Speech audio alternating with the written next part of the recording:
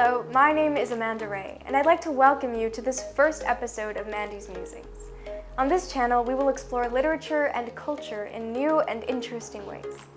This week, the focus will be on the prophecy and versatility of art, as we consider J.D. Salinger's Franny and Zooey and Arthur Miller's After the Fall, within the context of the existing coronavirus pandemic. Let us begin.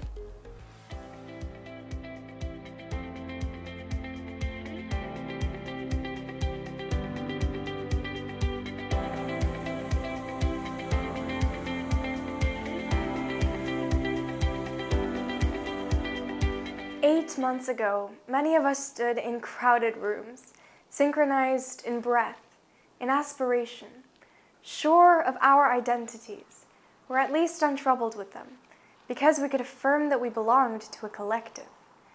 Slowly, this reality which governed our lives began to dissipate, and with it the apparent value of our existence, of our contributions to society, the validity of such a word. In my interactions with the world, which admittedly are limited, I've come to understand that social interactions are the premise of our pursuit of happiness. At a young age, we form this ability to orient ourselves in the social sphere, identifying the role of each person who composes it, and most importantly, using that information to sense what ours might be. It may be impossible to accurately assess oneself, but the need never arises because we face a host of arbiters, or did.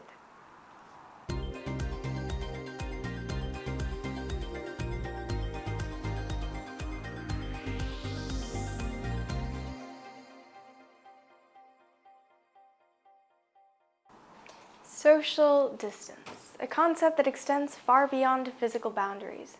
Though it encroached on our mental well-being, society cannot afford its expulsion. Instead, we must be proactive in redefining our capacities, and in doing so, our notion of the self. Lately, I've been reading works with heavy philosophical undertones, from Salinger's Franny and Zooey to Miller's After the Fall, Sartre's No Exit to nearly every Tennessee Williams play published. And despite their relative anonymity and age, I dare say there's no better manifestation of reality and counsel on how to proceed. The reason for that being that it all begins with disenchantment. Let's look in a book.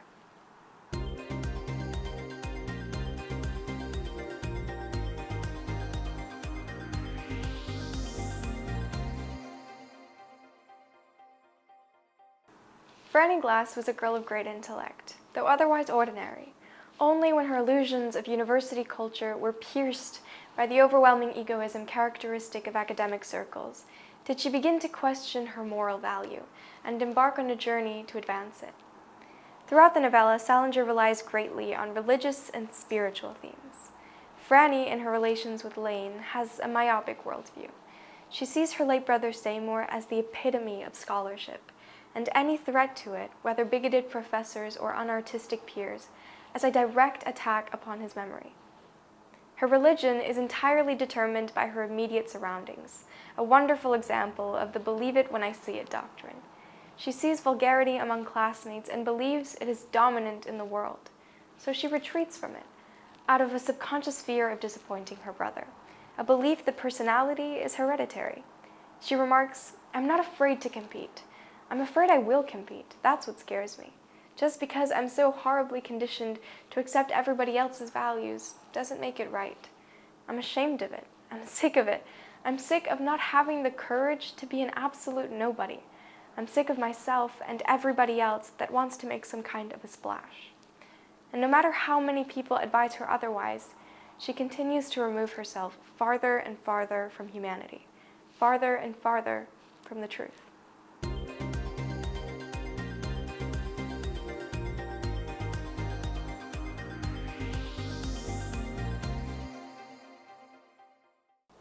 This innocence we speak of is contrasted and modified with the wisdom of Franny's brother Zooey, and if we were to take it as an insight into the real world, we could argue that the abundance of both character types encourages societal growth.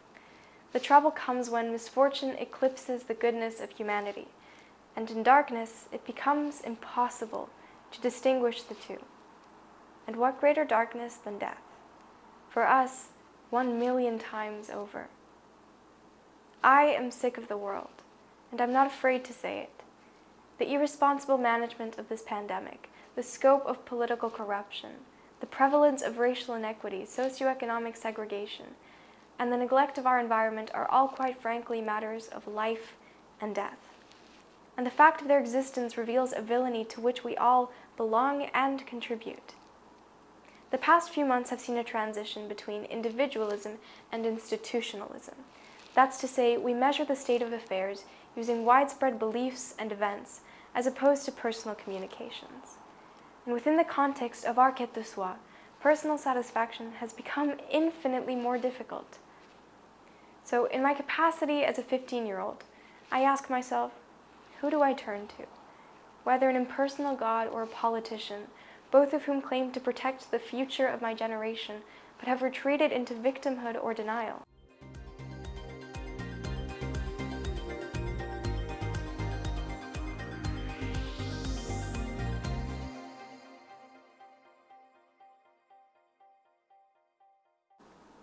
What stops me from becoming a Franny Glass is the understanding that society is more malleable than divinity, and thus capable of growth beyond expectations.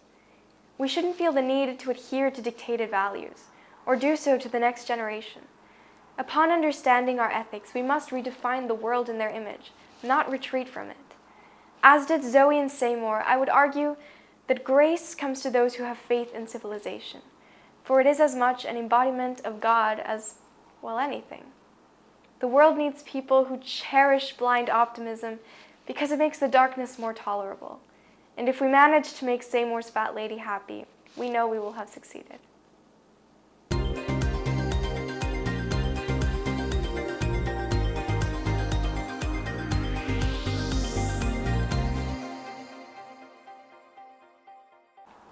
Turning to Miller's After the Fall, we encounter a more practical application of the Franny Glass complex.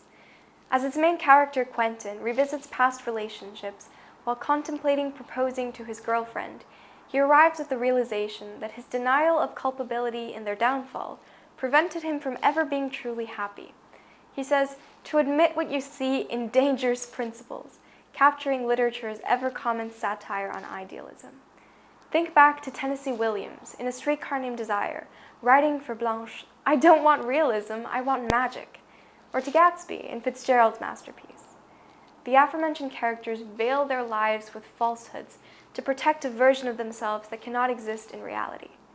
And yet, what markets their stories is their inability to comprehend that their deception sustains the scathing social atmosphere they deplore.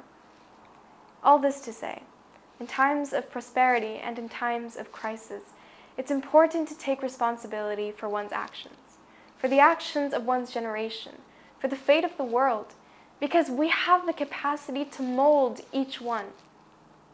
You can take control of your relationships, improve your mental health, determine the fate of an election, and lead the world in climate conservation. It's a matter of faith, in oneself and in one's peers.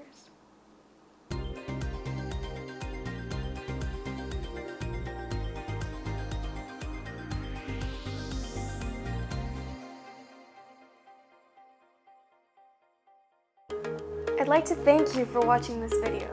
If you learned something and would like to see more, please subscribe, hit the notification bell, and share with your friends. And remember, today a reader, tomorrow a leader. Until next time.